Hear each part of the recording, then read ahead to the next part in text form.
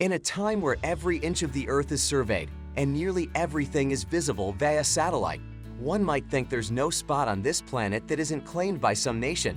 However, the reality is that in the heart of Europe, there's a piece of land where, theoretically, any person could establish a new nation.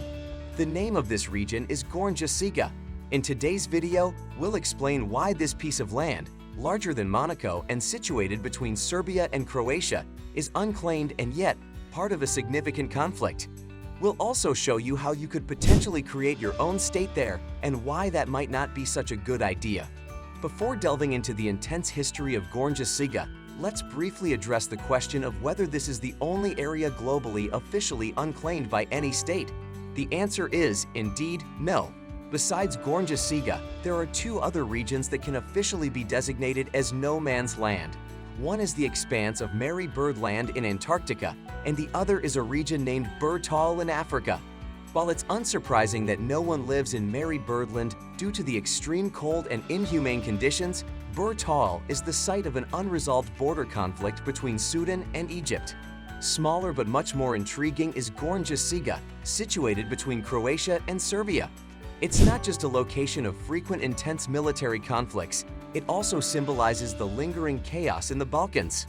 To comprehend why Gornja Siga could theoretically be claimed by anyone, we need to rewind about 150 years. Back then, the regions of Serbia and Croatia existed but were part of a much larger state, namely Austria-Hungary. In 1867, Austria and Hungary merged into a joint kingdom, marking the last monarchies of the Habsburgs. This kingdom would influence the history of Europe and even the entire world for over 5 decades. Austria-Hungary, alongside the German and Russian empires, not only constituted the largest state in Europe, but also a highly progressive one for its time. The pivotal point was the shipping trade to supply the vast empire with goods, where almost every commodity was transported through the longest river in Central Europe, the Danube. However, the Danube had a drawback in the region between Serbia and Croatia. It had so many curves that navigating the river became nearly impossible for increasingly larger merchant ships. To secure the kingdom's prosperity, the government of Austria-Hungary decided to straighten the Danube in an elaborate construction project. However, a complication arose, one that only became apparent over 100 years later. Originally, the regions of Serbia to the east and Croatia to the west were separated by the very winding Danube. Due to the straightening, the river boundary now extended significantly more to the west, resulting in some eastern areas of Croatia being in Serbia and vice versa. During the times of Austria-Hungary, this didn't matter much as both regions were part of the same state. Even after the end of World War I and the dissolution of Austria-Hungary, the region remained conflict-free. Serbia and Croatia both became part of the newly formed communist Yugoslavia, which united Croatia, Serbia, Slovenia, Bosnia and Herzegovina, Montenegro, and Macedonia until the 90s. With the end of the Cold War and the fall of the Iron Curtain, the Yugoslav republics sought increasing autonomy, leading to numerous bloody wars in the Balkans, including between Croatia and Serbia. When the region became independent states in 1991, it not only gave rise to an ongoing border conflict, but also officially to the region Gornja Siga. But why can Gornja Siga theoretically be claimed by anyone? The reason lies in the differing views on borders between the two countries. Croatia asserts that the borders before the Danube straightening still apply, claiming numerous areas east of the current river course. On the other hand, Serbia argues that the Danube has always been the natural boundary, insisting on the current course as the border. Consequently, Serbia claims several eastern areas of Croatia as its own and, in return, relinquishes its western region, Gornja Siga. The issue now is that Croatia cannot officially acknowledge this region as its own territory, as it would admit that the areas east of the Danube now belong to Serbia.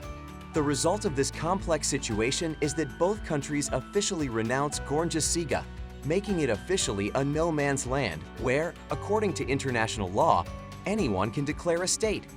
If you're thinking of traveling to this spot in the Balkans to establish your own land, you might want to reconsider. In fact, there is already a man who aims to create his own state there, Czech politician Vít Jedlička.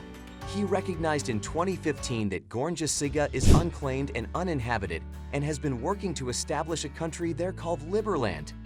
Liberland is intended to be a tax haven officially combining the productivity of the USA, the democratic principles of Switzerland, and the work ethic of Singapore. The motto of the country is "Live and Let Live." Instead of central banks, transactions would be conducted with cryptocurrencies, and no taxes would be levied. While it may sound like a satire project initially, it's not entirely unrealistic on closer inspection. Jedlicka's model is inspired by states like Liechtenstein or Monaco. Indeed, establishing a state in Gornja Siga is not entirely far-fetched, as its territory is even twice the size of Monaco. With direct river access, exporting or receiving goods internationally would be feasible. However, there are downsides preventing Liberland from becoming a reality. The region is prone to regular flooding, and Gornja Siga on the Croatian side is surrounded by numerous soldiers who routinely detain Jedlicka upon his visits, fearing unforeseen events. Furthermore, no other country in the world has recognized Liberland in any way.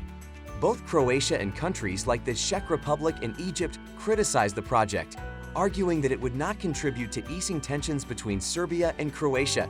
Nevertheless, over 600,000 people have registered on Liberland's website to become citizens one day. According to Jedlicka, the only prerequisites for citizenship are not being a Nazi, communist, or any other extremist. If accepted, those offered Liberland citizenship must additionally pay 100,000 euros in Bitcoin. Lastly, let's address a crucial question. How could you theoretically claim Gornja Siga for yourself? The answer is simpler said than done, but theoretically, any person could raise their flag in the region and declare their own state, provided they can bypass the Croatian soldiers in the border area. However, according to international law, a state is only recognized as such when acknowledged by other states. Additionally, official citizens and a government representing the country both externally and internally are required. Achieving recognition as a state in this case is very challenging because, even though no one wants Gornja Siga, the United Nations is working towards eventually resolving the border conflict between Croatia and Serbia. This includes the idea that Gornja Siga will eventually belong to one of the two countries.